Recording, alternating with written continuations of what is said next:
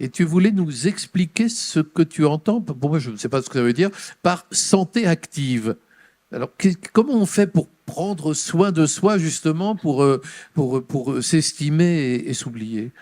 Ça fait pas mal de temps maintenant qu'en Occident, parce qu'il y a d'autres civilisations où ça marche différemment, la médecine a compris qu'il fallait transformer les patients, ou la façon d'être un patient, la façon d'être malade. Là encore, si je compare, je parle comme les gens âgés maintenant de mon temps, mais bon, c'est des repères quand même qui me frappent. C'est vrai que de mon temps, quand j'étais petit, on était malade, on appelait le docteur, il nous donnait des médicaments, on prenait le médicament, on guérissait, plus ou moins, et on repartait au combat.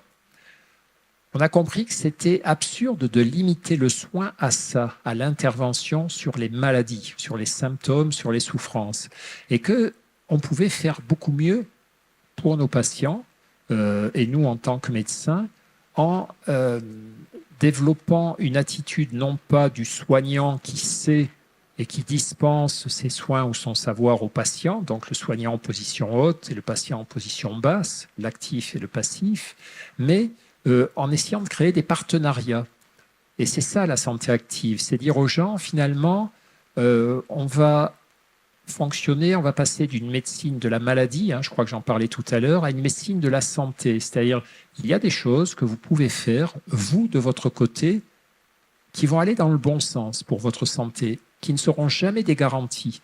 Ce n'est pas parce que je mange tout ce qu'il faut comme il faut, que je fais de la marche, que je fais de la méditation, que je régule bien mon stress, que je cultive bien ma gratitude, mes émotions positives, mon lien social, etc. Même si je fais tout ça, je peux avoir la malchance de tomber malade parce qu'il y a d'autres facteurs qui expliquent l'apparition des maladies. Donc on sait qu'il y a des choses que chacune et chacun d'entre nous peut faire pour renforcer sa santé, pour l'améliorer. Et on sait aussi qu'il y a des choses qui marchent génialement bien pour déglinguer sa santé. Fumer, être sédentaire, voilà. Et donc ça marche très très bien aussi, mais dans le mauvais sens. Donc c'est ça la santé active, c'est transmettre aux personnes qui nous ont fait confiance, qui sont venues nous demander de les aider, le fait qu'il n'y a pas que nous qui allons bosser et il n'y a pas que nous qui savons des choses. On va écouter leur manière de vivre, on les interroger. Et c'est vrai que moi, en tant que psychiatre, quand je vois la différence entre mon début de carrière dans les années 80, mon internat c'est 1980, et ma fin de carrière en 2020, je n'accueillais pas mes patients de la même façon.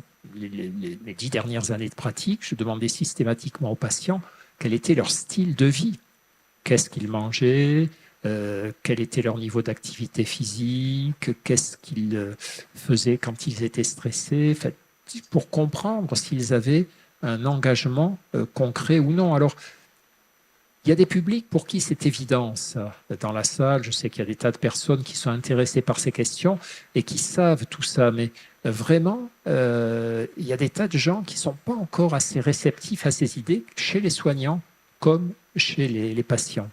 Ce que je viens de vous dire, même si vous vivez en aubrac, que vous marchez beaucoup, que vous mangez plein de salades, de fruits, de légumes, que vous aimez les autres, que les autres vous aiment, vous n'êtes jamais totalement à l'abri. Et ça me fait penser à un passage du poète Christian Bobin. Alors je ne le connais pas par cœur, malheureusement, mais c'est génial. Il dit, moi, je ne cherche pas un abri, quoi. Je ne veux pas m'enfermer, m'enterrer. Et parfois, on fait cette erreur avec notre santé. On se donne la santé comme une valeur. Et on y consacre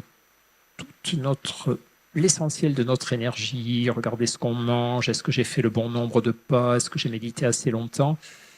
Et à un moment donné, on dérape. C'est pas ça le but. Le but, la santé, c'est un outil formidable pour nous aider à bien vivre, à mener la vie qu'on veut, une vie qui nous rapproche de nos valeurs, une vie qui nous permette de faire ce qu'on a envie de faire, d'aller vers les autres, de découvrir, d'agir, de créer, de construire. C'est à ça que ça sert la santé, mais une vie qui se résumerait à comptabiliser ses pas, ses calories, ses minutes de méditation. Est-ce que j'ai fait un nombre suffisant de sourires aujourd'hui? Une obsession de la santé maladive, excessive. c'est une vie qui est pauvre finalement. C'est Et pas ça. c'est pas une preuve de narcissisme? Sans doute. Alors c'est aussi une preuve de grande anxiété parce que je crois que le choix qu'avait fait Jacques Brel aussi, c'était, sachant qu'il allait mourir, se dire je veux que ce qui me reste à vivre ait du sens pour moi. Moi, quand j'ai eu un cancer il y a quelques années, je me suis dit oh là, ça risque d'être plus court que prévu. Et bizarrement, d'ailleurs, ça ne m'avait pas angoissé. Je n'étais pas anxieux de mourir, mais j'étais triste. Je me disais, c'est tellement bien la vie, quoi. C'est un truc tellement incroyable, tellement intéressant. Oh, putain, ça me ferait de la peine que ça s'arrête, quoi.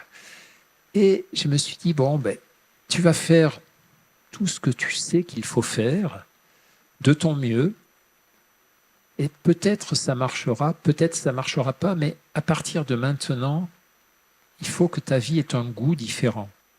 Vous allez mourir, je vais mourir, ça va peut-être arriver plus tôt que prévu. Qu'est-ce qu'on fait avec ça? Est-ce qu'on se focalise sur la peur de mourir?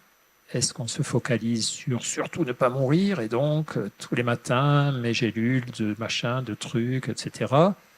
Ou est-ce qu'on se dit c'est quand même raisonnable, au vu de toutes les études scientifiques, de faire ce que j'ai à faire et ce que j'ai envie de faire. Il y a des gens, on ne va pas les emmerder. Pour eux, la santé, ce n'est pas un objectif, c'est d'autres choses. Hein. C'est l'intensité, c'est la créativité. Donc, ils sont prêts à se carboniser parce qu'ils ont d'autres objectifs. Très bien, on va les embêter. Mais moi, en tout cas, à ce moment-là, je me suis dit, non, non, moi, j'aime beaucoup la vie. Donc, je vais faire le boulot, mais je vais faire aussi ce boulot de me détacher de ça, de pas voilà, d'oublier ça à un moment donné. Je fais le minimum, enfin le minimum ou le maximum, et puis vraiment je passe à autre chose. Je ne reste pas embourbé, englué là-dedans.